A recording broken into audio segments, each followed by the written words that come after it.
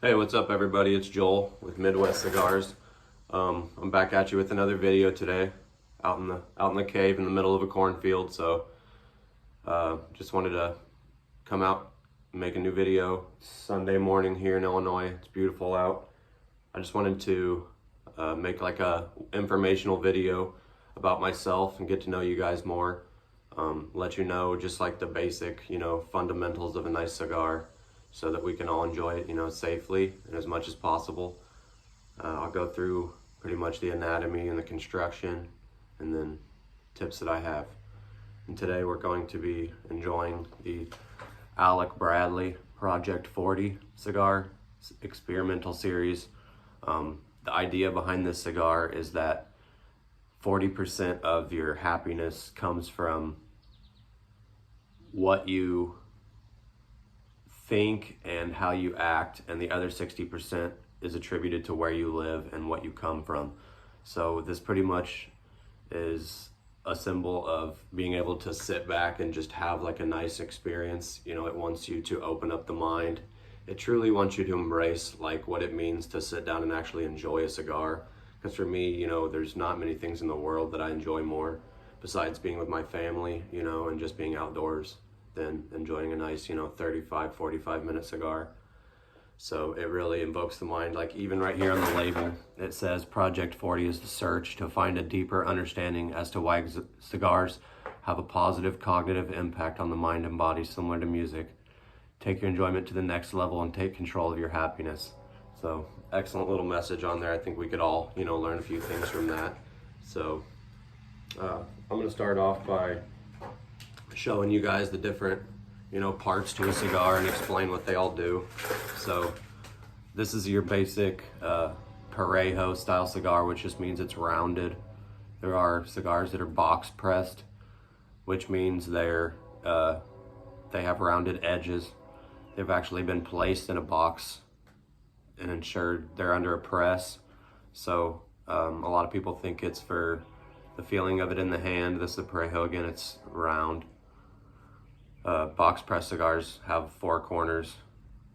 Some people think it's to save room for packaging. Others say, it's the way it fits in your mouth. It just depends on what you like. Personally, I enjoy both.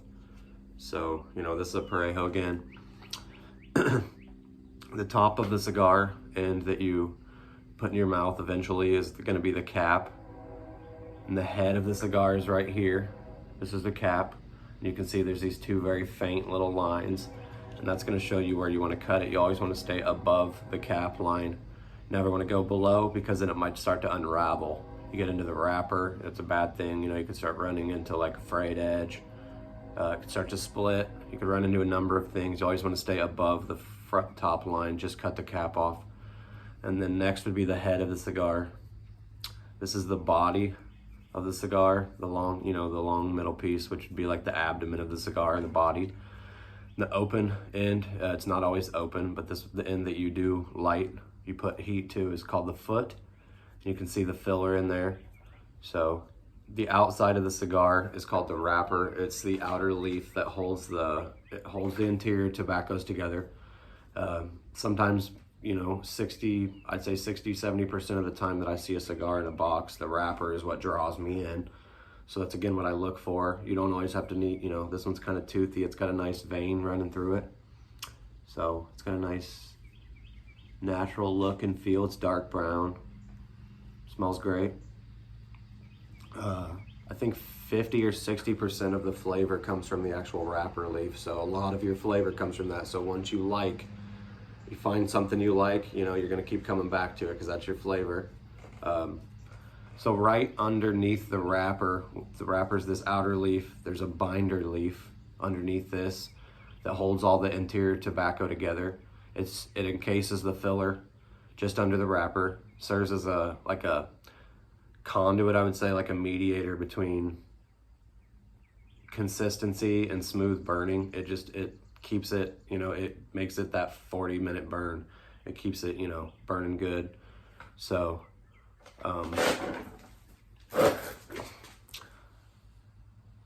and then on the inside of the cigar would be the filler.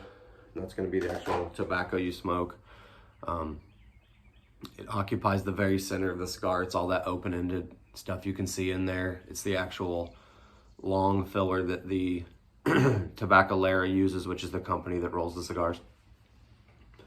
I feel that, you know, when a cigar is made, most of your showcasing of talent is going to come from your blend, which is in the filler. You know, because anybody can go out and pick a wrapper and a binder leaf, but I feel like, you know, your Fuentes and your Espinosas and your Chico Rivas and your like all your good like expert blenders, all, I mean, those are just a few to name like dozens I could go on. But that's how they're going to show true talent. It's going to be in your filler. That's how they show their uniqueness. That's going to be like your bouquet. You're going to get different notes. It's just going to be, it's what draws people in over and over. And I hear so much about the filler. The quality of the filler is massive when it comes to the quality of a cigar. So those are just the basic parts. Again, you have the cap, which is what you cut, the head, which is what, you know, holds the cigar cap on. You have the body of the cigar, and then you have the foot of the cigar, which is what you light. So I'm actually going to show you guys how to cut this cigar really quick and show you the different ways you can cut it. So I misplaced my good Camacho double guillotine cutter last night. Had to find this little cheap plastic one. It's not your, you know, one you want to go to every time, but so this is a dual cut. It's got a straight cut, and then it's also got a V cut. So a V cut drives like a little sharp channel, like a razor channel through it, and it creates a V on the cap. I'll show you.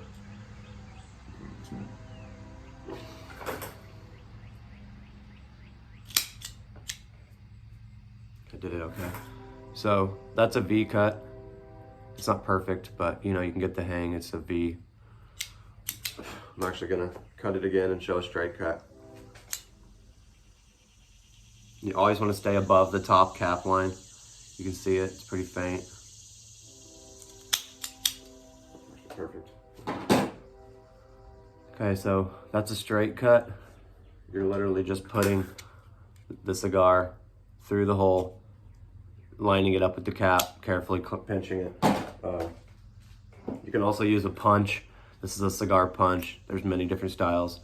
You take this sharp end and you punch it down inside the cigar like this. You twist it a few times, you pull it out, close your punch, and it creates like a little hole, just a different style. Alec Bradley Project 40. I'm actually gonna show you guys how to light this. You can use matches. I mean, people use these style lighters. I don't use them very often. I'm gonna show you how to light this bad boy. This is a Toro size. So there's a lot of different sizes of cigars. We went over box press pretty quick. That's just your shape. This is a Parejo, it's round, which means round. There are lots of different shapes and sizes of cigars. I'm gonna go off the ones I know off the top of my head. So Rothschild. Okay, so first off, the ring gauge on a cigar is how round it is, how big around the band is. That's gonna be your gauge, your ring gauge. It's the size of the circle that you can fit around the cigar. This would be a Toro, so it is a 50 gauge ring with a 6-inch length.